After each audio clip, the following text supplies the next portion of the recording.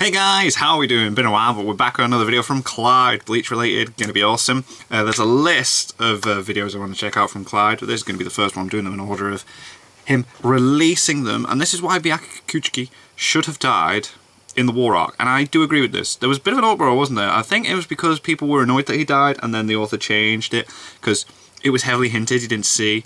But I feel like the moment where he goes off is really good as well, and he's had a lot of iconic moments within the show. Like, he was really, like, kind of Ichigo's rival at the start. Like, he was, like, the person he needed to beat to prove that he can be, like, something, and then seeing him struggle against him, and then when he does the flash steppy thing all around him and everything in the fight and that, and before Aizen does the whole, oh, I'm the bad guy, but, really cool guy. But then, isn't the moment where he looks around, doesn't he just say, like, save the Soul Society, and then goes off? It's like, it's a nice little moment. I remember reading it like, oh, and they should have stayed that way, but he didn't, and it just took away a lot of stuff, because that moment you kind of like, oh wow, everything, it's just like, it's the same with bloody my guy in Naruto. Like, he should have stayed dead. But anyway, let's check out what Clyde's got to say on why Byakuya Kuchiki should have died in the war arc. The story of Byakuya Kuchiki is a fascinating one, to say the very least. Mm-hmm. The first major villain in the story of There we go, yeah. the first character to show us the iconic flash step, Yay. later become a major staple of the series. Because when Ichigo manages to go faster, it's like, oh! oh! He was the first major pillar of vulnerability for Ichigo. There we go, yeah. The previous hollows of the week were just not really showing us that much of a threat, Mm-hmm. except for Grand Fisher, where in actuality, his level of a threat was more so driven by the narrative related to Ichigo's mother. Mom and that, It was a yeah. battle of the psyche, rather than a battle of power. Mm-hmm. With Byakuya Kuchiki, he would be the character which defined what Ichigo would later become throughout the entirety of Bleach. Yeah, I'll give you that. He provided us with one of the most memorable battles in the history of Shonen Jump magazine. The topic of today's video is not a power scaling one, but a topic I've wanted to cover since around 2014. Damn, was that when it happened? The subject of how Byakuya Kuchiki should have been handled in the war arc. Ooh. As always, if you're a fan of Bleach, or I'm liking the even just a music. fan of Byakuya, Ooh. please subscribe to me, as if you support me, Byakuya I'll be Kuchiki was supporting cool, Bleach man, but he by should have making just plenty stayed of content down. in the future. And if you do go on to enjoy this video, please leave a like on the video, as it does help me a lot.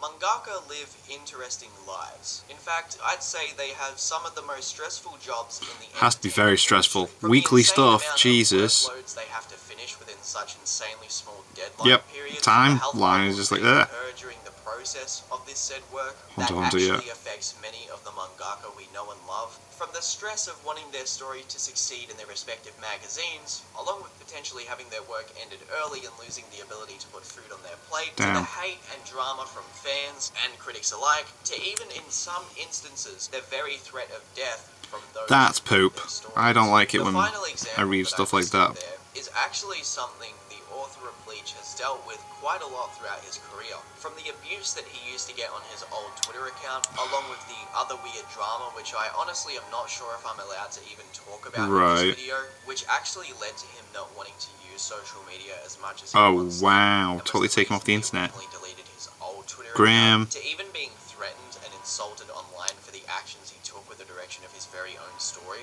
In the past, Mr. Kubo has expressed a lot of regret in regards to his decisions when it came to listening to many of those said individuals, be it good or bad. You should have just stuck with its guns, man. It's your story, not the people reading it. Avoid using social media too much, as seeing constant backlash, negativity, and Yeah, people hated the moment, didn't they? And they kicked off about it, and then he was like, "Do you know what? Fine, I'm sorry, I'll bring him back." It's like, ugh. every minute of every hour may actually lead to being a severe detriment to the quality of the story overall if you actually listen to, once again, that quote-unquote advice. You see, I'm of the belief that what makes a story unique Advice. is where it comes from. Yes. From Game of Thrones, Exactly. your favorite video The person game who's like making Metal it, not the Gear, people to even watching The it. Simpsons, or your favorite manga and anime. What makes these stories special in most cases is the spirit of the story itself and its individuality. Say, for example, you sit myself and someone else in a room, and you tell the both of us to come up with a story very quickly that is 100% completely new within the span of 30 minutes. Once again, the story must be completely new.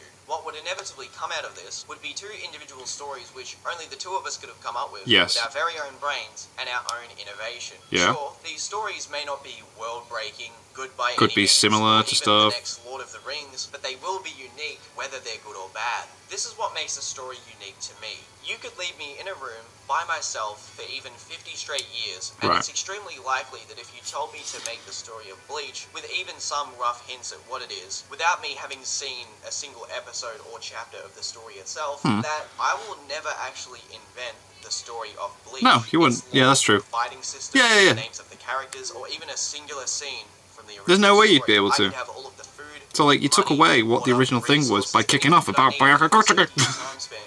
In fact, you could make it that within this 50-year time span, I don't even age. But when it comes to actually creating Bleach and the original story that we all know and love, it's never going to happen. The point of this analogy is that I understand where Kubo is coming from with his advice for younger authors. And this is why I've always looked at how he handled the characters of Byakuya and Ukiura in particular as a fan of the anime and manga. These two characters stick out to me throughout the series like a sore thumb. Ukiura ends his story in the place of almost feeling upsetting to the viewers, which is very ironic when you think about it. A character who tormented Ichigo and Orihime with no remorse, played with multiple people and their lives, their emotions, and even changed the course of their very lives, and actually killed the main character twice. Yeah. He was so well designed, so fascinating with his every scene, his fights, and was So such a freaking character cool. that during his passing, you didn't really want him to go. No, that's true. You can look back at the character of Ukiura, That's cool though. It's like and think of all of the he's well written possibilities for he could to have added that to the as a bad story guy as well. had he actually stuck around,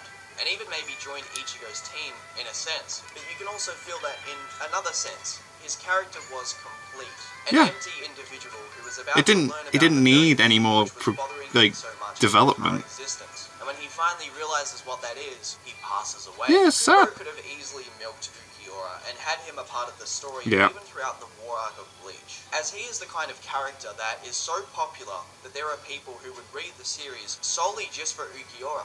And to be realistic, he would have been perfect when it comes to merchandise in regards Oh to god, the yes. Jesus Christ, can you imagine? jump. But Kubo never did that. No. He never brought Ukiura Stuck back. with This his guns. makes the Byakuya Kuchiki situation very fascinating to me, because Byakuya also feels complete when he is meant to die too.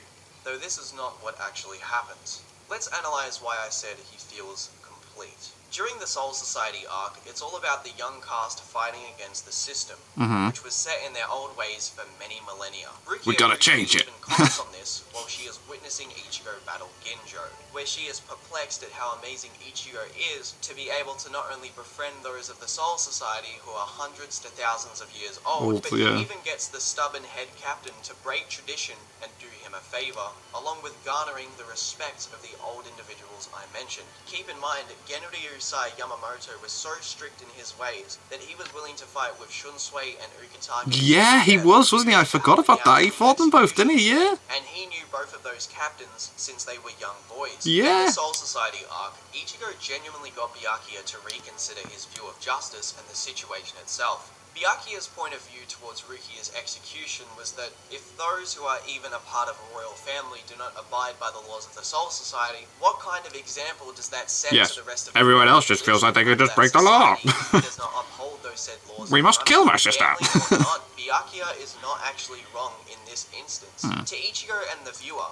breaking the rules just once in this scenario isn't a big deal, but in actuality it really is, and pains Byakuya's pride. The pride which would later become Rukia, after Ichigo actually defeats him in battle and gets to him, even showing him respect multiple times in the battle, which shocks Byakuya. During the Ironka arc, we get to see Byakuya fight for that pride, and we see small changes in his character. It's noted that he did train to an insane degree after his loss to Ichigo. Of course he but did. he didn't take a revenge type approach to this training. In fact, he bettered himself, which we not only see the fruits of his labor in battle, but also in his character. Yeah. While having a conversation with Ichigo after Byakuya and Kenpachi had just saved him against Yami, he shows faith in Ichigo's ability and his ability to save Karakura Town, which tells a lot considering he had just previously seen Ichigo as only a mere Ryoka boy, which is even noted in his wording towards Ichigo in this moment. Though also in this moment, Byakuya showcases his genuine respect for Ichigo. He also doesn't dispute the fact that Mayuri has faith in Ichigo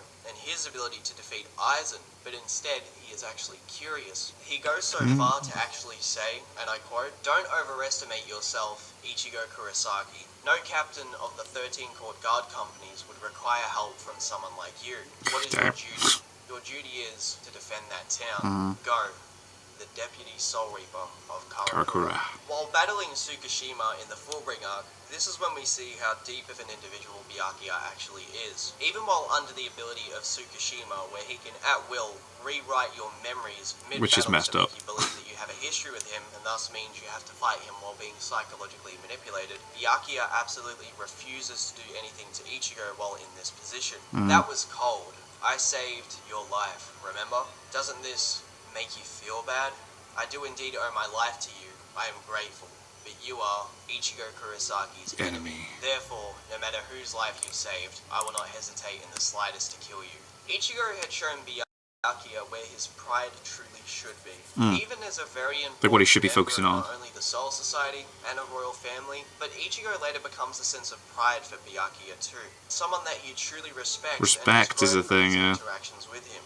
Byakuya's he had none at very start. much becomes complete for us viewers, and his arc is done. We're using Retro when he Rhino is here. defeated by Asnot in the 1000-Year Blood War. Yeah, Retro Rhino. Byakuya wasn't just defeated by Asnot, he was annihilated. And he was even annihilated by his very own Zanpakuto. The Zanpakuto, which had killed thousands in the past, and was the original center of his pride in a physical manifestation. While being protected by the monkey who sought after the moon, on Death's Door, he asks that poor Ryoka boy, who he thought the difference in power between the two was that of heaven and earth, he asks that boy Ichigo Kurosaki to protect the Soul Society, yeah. placing his pride on the ground and taking the situation like a man. As his Which was sword sick. starts to crumble and vanish as he approaches the true death of a Soul Reaper, he apologizes. At this very moment is where the story of Byakuya Kuchiki, the first major villain of Bleach, ended. It should have ended there. The Ryoka boy to garner his final wish on Death's Door as his Zanpakuto disintegrates. The way he asks him, has please. become complete. He has rid himself of the weight that is his pride, giving Ichigo the ability to take up the mantle of the Protector, while also allowing the monkey, being Renji, to ascend and replace Byakuya, and Rukia, who would finally reach a level of power that would have generated Byakuya's respect, which she had ever so sought after. Yeah, that's what she wanted, wasn't it? Yeah. Instead of having Byakuya alive and help with the battle against Asnot, Renji could have met with Rukia later and said that Byakuya would have been proud of her. Yeah, that would have after he been nice. witnessed the battle from afar and her captivating new Bankai. As she avenges Byakuya against Asnot, uses her faulty, newly achieved Bankai and then wins, while also deepening the relationship between Renji and Rukia in that moment. This would have also been great for Renji's character, as his Yeah, hate everyone would have got towards more his development. would be amplified with more justification, other than just the destruction of the Soul Society and the death of a lot of characters which he frankly didn't even have a connection to anyway. By never being able to surpass Byakuya in a battle between the two, and him being genuinely upset from the death of his captain, this would push him further to attain power with Ichigo in the Soul Palace, and a fueled ambition to slaughter the Quincy. Hell yeah. As much as I like Byakuya Kuchiki, and it is cool that he stuck around, had a few funny moments, and was much stronger after his training, this is a matter of just knowing when enough Is enough, yeah. Sometimes too much sauce can spoil a meal. Byakuya should have passed away, passing the mantle of Protector to Ichigo, responsibility to Renji, and the development of Rukia's hard work coming to fruition in her battle of revenge. Totally agree with all this, Jesus Christ, yeah. Heroine she has later become, as she becomes a captain, rather than a forgotten side character who I don't even need to say by name. The man whose very life was centered around his pride and the Kuchiki clan was set aside for the betterment of the Soul Society. An extremely poetic end to such a man of stoicism, and an interesting look at how Kubo regretted listening to those fans who complained and threatened him when he killed off Byakuya. I know, yeah, that's Social mental. media had have been more popular back when Ukiura passed away in Ooh, the story. same thing might I would happen. bet my life that he would have never actually died in the story and would have came back somehow due to his immense popularity. And do you want to know what the worst part about all of this is? What? The return of Byakuya Kuchiki into the story of Bleach ruins the execution of the amazing chapter that is Bleach 512. By having Byakuya come back, all of that exhibition and sadness, Ichigo coming to save the day after hearing the cries of those innocent Soul Reapers waiting for their hero to arrive, only to find Byakuya on death's door, his body ripped apart, and his final wish is asked to Ichigo.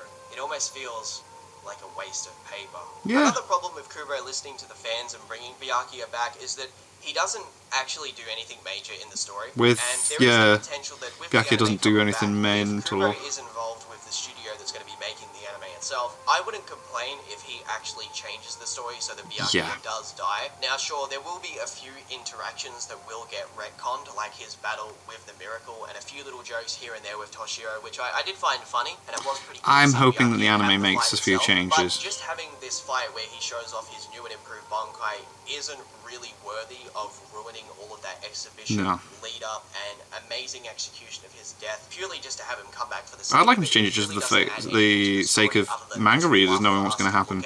Change it up a bit and we're like, ooh, okay. To the eyes. I mean, he did a cool little swing there. That was okay, I guess, you know. So even with him coming back and me thinking, okay, it's kind of cool, it doesn't actually do anything for the story. No. It's interesting to see that Taisei Kubo was such a nice individual that he would change his story for the love of the fans who held certain characters ever so dear to their hearts. As surprisingly, he originally planned to have Grimjaw killed off quite early after his arrival into the story. Oh, right, okay. After his editor said that he was a cool character, Kubo thought to himself, damn, you're right, and he kept him in the story. Kept him in further. Fan, I'm not complaining, and sometimes suggestions like these can be beneficial to a story, as we're not all born... It worked with Grimjaw. I liked it when he was in the Thousand Year Blood War arc. But as even Mr. Kubo regrets, maybe sometimes it's better to make your story how you want it. Yeah, without other people telling you. What makes it truly special. It's your story. That was good. Yeah. He should have stayed dead. Because, yeah, again, like, didn't really do much when he came back anyway. So, yeah, it takes away a lot of emotion that was built up and waste of character development, and other characters would have benefited from it as well. So, yeah, that was a really good video. Nice one, Clyde. Awesome. And, yeah, so what's the next one I want to check out? Where's my list? So, he's got Explaining Bankais, Explaining Seros. Wasn't there one other one? Why Byakuya should have died. I'm sure there was one other one. But anyway, we're checking out more Clyde videos in the future. But until then, thank you guys very much for watching. What do you guys think of that? What do you guys think of this? Click like, subscribe if you haven't already, leave comments down below. Let me know what I should watch and discuss in future videos, and I'll see you guys next time.